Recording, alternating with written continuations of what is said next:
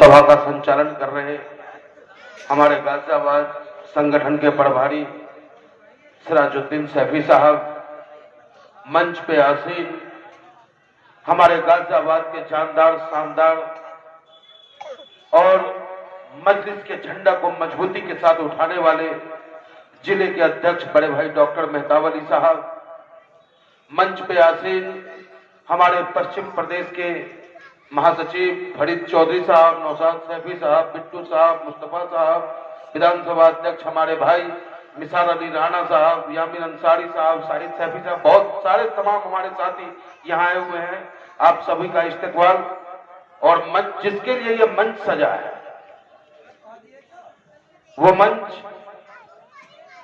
किसी नेता को चुनने के लिए नहीं, किसी सभासद और पार्षद को चुनने के लिए नहीं, ये मंच सजा है इस वार्ड नंबर 243 की सेवक को चुनने के लिए। और वो सेवक है आपका, वो आपका भाई है, आपका हमदर्द है, जिसके अंदर इंसानियत कूट कूट के भरा है। खुद तो मर जाएगा लेकिन आपको मरने नहीं देगा, आपको परेशान नहीं होने देगा। वो सेवक आपका भाई डॉक्टर अनवर साहब। और सामने खड़े मेरे नौजवान साथियों, मेरे बुजुर्गों, मैं समझता हूं कि इस मंच पे जो लोग बैठे हैं उससे कहीं ज्यादा ताकत और सम्मान किसी का है तो वो आप लोगों का है। आपको दिल से सैल्यूट करता हूं। और आपके बीच अपील करने आया हूं मैं। चुनाव है, चुनाव की बात होगी, लेकिन ये चुनाव 5 साल में एक बार आपको मौका मिलता है। आपको निर्भर है, आप खुद निर्भर है कि आप अपने ऊपर सेवक चुनना चाहते हैं या अपने ऊपर माफिया, दबंग और गुंडे को चुनना चाहते हैं। आपका वोट आने वाले 10 साल के भविष्य को तय करने का काम करेगा। उसके साथ साथ यह भी सोचना है आपको, क्या यह वही मुस्तफाबाद है जिस मुस्तफाबाद में लॉकडाउन से पहले की स्थिति क्या थी और लॉकडाउन के बाद इस मुस्तफाबाद की किसकी नजर लगी? सोचना होगा आपको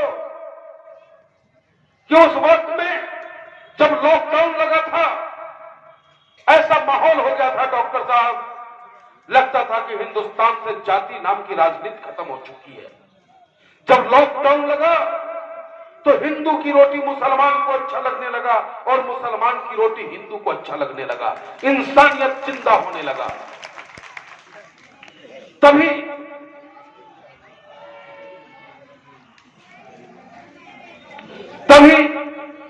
ये छोटा रिचार्ज और बड़ा रिचार्ज, ये छोटा रिचार्ज और बड़ा रिचार्ज बैठ करके सोचने लगा कि भाई अब तो हिंदुस्तान में जाति की राजनीति खत्म हो गई। लॉकडाउन लगते ही हिंदू मुसलमान एक हो गए, अब तो हमारी दुकान बंद हो जाएगी। उसी वक्त उस खूनी भेड़ियों ने जो इंसान का इंसान से शिकार करवाने का काम करते हैं, उसी वक्त इन्होंने निर्णय लिया कि रुको, है हमारे पास एक चारा। क्या था उस वक्त? शाहीनबाग, नंदनगरी, सुंदर नगरी, जगह जगह हमारे हिंदुस्तान की मां बहनें, हिंदुस्तान का नौजवान, वो सारे हिंदुस्तानी वहां मौजूद थे जिसके अंदर हिंदुस्तान धड़कता था। उस सब ने एनआरसी सीए के खिलाफ प्रोटेस्ट कर रखा था। तभी एक बम आता है और उस बम का नाम होता है जमाती कोरोना बम। महसूस किया होगा हमने आपने कि जमाती कोरोना बम के नाम पर फिर से पूरे हिंदुस्तान में नफरत की जहर घोलने का काम इन लोगों ने करने का काम किया। और उस वक्त में किसी भी राजनीतिक दल के नेताओं ने मुखर होकर के आवाज नहीं उठाई। यही केजरीवाल जो छोटा रिचार्ज है, इसने लिख के देने का काम किया कि मौलाना साद साहब पे मुकदमा होनी चाहिए। और उस वक्त का वीडियो आप मेरा निकाल लेना, पंडित मनमोहन झा गामा के नाम से। उस वक्त में भी यह बैरिस्टर साहब का सिपाही मजबूती के साथ सीना ठोक के कहा था कि आज मौलाना साहब भारतीय जनता पार्टी की सदस्यता ले ले तो आज वो पाक साफ हो जाएंगे। सिर्फ उनको बदनाम करने के लिए ऐसा किया गया। उसके बावजूद भी जब इन खूनी भेड़ियों का जी नहीं बढ़ा, फिर वही केजरीवाल का चेला जो अपने आप को पंडित कहलाता है, कपिल मिश्रा, मैं नहीं समझता कि वो पंडित है। अगर वो पंडित होता तो इंसानियत का दुश्मन नहीं होता, वो पंडित होता तो भाईचारा का दुश्मन नहीं होता। और उसने आकर के दंगे को भड़काने का काम किया। और उस दंगे में अगर कोई मरा मेरे यारों, तो वो मरा जिसके घर की दीवारें कमजोर थी, वो मरा जो फुटपाथ पे रेल पटरी पे सोने का काम करता था मेरे साथियों। वो मरा था इंसानियत, हिंदुस्तान का दिल्ली में इंसानियत मर रहा था। एसी में बैठ करके मजे लेने का काम कर रहे थे। तब जाकर के एक नेता, एक शेर जो हक और हुकूक की आवाज है, जो सच बोलता है, झूठ नहीं बोलता है, पांचों वक्त का नमाजी है, ईमान का पक्का है, लोकसभा में मोदी के सामने आंखों में आंखें डाल करके कहा था कि जानबूझ करके हमारे लोगों को तुम पुलिस के द्वारा परेशान और तुम्हारे गुंडे करते हैं। तब जाकर के अजीत डोभाल जी इस क्षेत्र में उतरे और धीरे धीरे जाकर के माहौल सही हुआ। और उस वक्त में जब दर्द से लोग कराह रहे थे, तब आपका ये भाई अपना पलक पावड़े बिछाए बैठा था आपकी सेवा के लिए, आपकी खिदमत के लिए। तो दोस्तों, आपको सोचना होगा, कब तक आप कभी भगवा रंग, कभी पीला रंग, कभी नीला रंग, कभी किसी रंग पे घूमते हो। अब आपके पास अपनी एक पार्टी आई है और आजाद हिंदुस्तान में, लोकतंत्र में उसी की आवाज सुनी जाती है जिसके हाथ में राजनीति की चाबी होती है। आखिर ये दिल्ली में होते हुए इस सड़कों की हालात ऐसी क्यों? क्योंकि आपकी आवाज, आपके दर्द को उस सदन में उठाने की ताकत यहां के पार्षदों में नहीं है। इसलिए मेरे साथियों, इस पार्षद के चुनाव को, एमसीडी के चुनाव को महज एक चुनाव मत समझना। ये चुनाव आपकी वकार का चुनाव है। ये चुनाव है बैरिस्टर साहब के मोहब्बत का, कि बैरिस्टर साहब आपसे जितना मोहब्बत करते हैं, आज वो सांसद है तो वो आपके वोटों से नहीं है, अगर वो ताकतवर है तो आपके सिर्फ दुआओं से है। लेकिन अब वक्त आ गया है कि आपकी लड़ाई अगर वो लड़ते हैं तो आपके वोट पे भी अधिकार उन्हीं का है। आप अपने वोट को देकर के बैरिस्टर साहब को एहसास दिलाएं कि बैरिस्टर साहब, इस दिल्ली में भी दिल वाले रहते हैं। अगर आप हमारे लिए पसीना बहाओगे तो हम आपके लिए खून भी बहाने को तैयार हैं। तो इस लोकतंत्र में मेरे दोस्तों, वक्त आ गया है आपको कि अपने नेता को चुनो, अपनी ताकत को पहचानो। क्योंकि आज के डेट में कोई राजा रानी के पेट से जन्म नहीं लेता।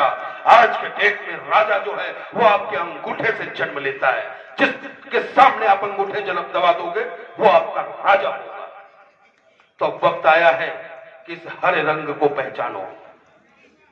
ये हरा रंग वो हरा रंग है जब इस शरीर के सबसे नाजुक अंग आंखें हैं, अगर आंखों का भी ऑपरेशन होता है मेरे साथियों, तो इस हरे रंग की जरूरत पड़ती है, काले नीले पीले की जरूरत नहीं पड़ती है। अपने तिरंगा झंडा को देखो, उसे पहचानो। अगर उस तिरंगे से ये हरा को निकाल दो तो तिरंगे की खूबसूरती बिगड़ जाती है।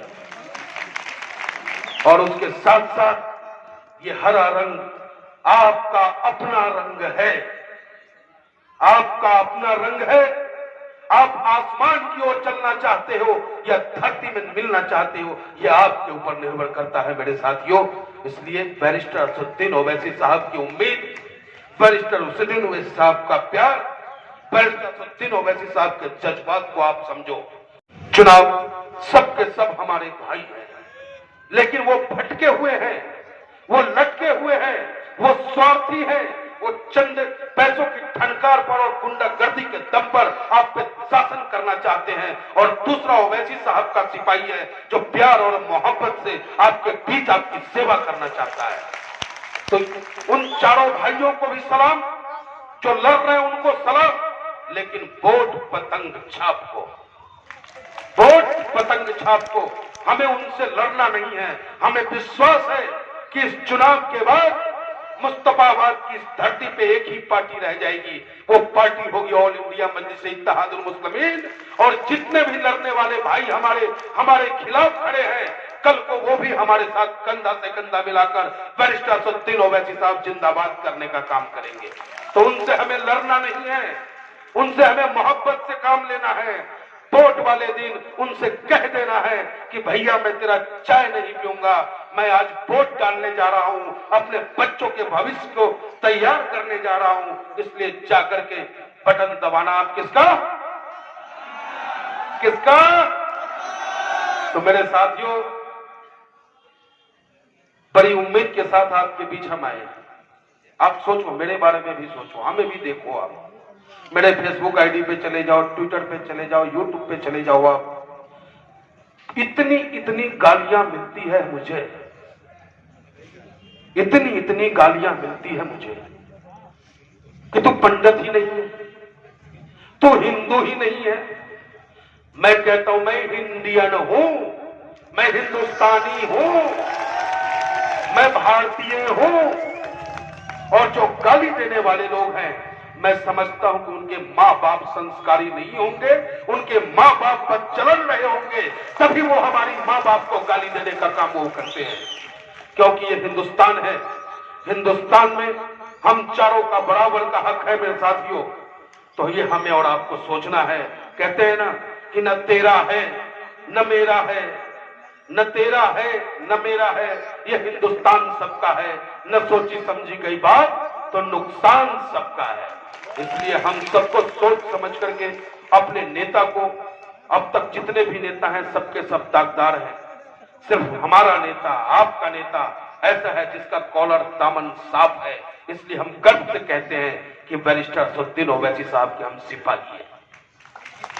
और आप लोगों से भी इल्तिजा करते हैं, गुजारिश करते हैं, निवेदन करते हैं मेरे साथियों कि वोट डालने जाना तो कम से कम इस पंडित के चेहरे को भी याद रखना कि तुम्हारे लिए मैं गालियां खाता हूं, देश के संविधान को बचाने के लिए गालियां खाता हूं मेरे यारों। तो मेरे भाई, उस गाली के बदले ही सही तुम बटन के बटन को दबा देना। मेरे साथ नारेबाजी हो जाए। Barrister Owaisi, barrister Owaisi, all India Majlis Ittehadul Muslimeen, all India Majlis Ittehadul Muslimeen, इनकलाब, इनकलाब, इनकलाब। डॉक्टर अनवर, डॉक्टर अनवर, जनाब शौकत अली, जनाब शौकत अली, जनाब हाफिज कलीमुल्लाह, जनाब हाफिज कलीमुल्लाह, डॉक्टर मेहताब अली, डॉक्टर मेहताब अली, हिंदुस्तान, हिंदुस्तान, हिंदुस्तान, हिंदुस्तान, संविधान, संविधान, संविधान, मुस्तफाबाद की जनता, मुस्तफाबाद की जनता। बहुत बहुत धन्यवाद मेरे साथियों।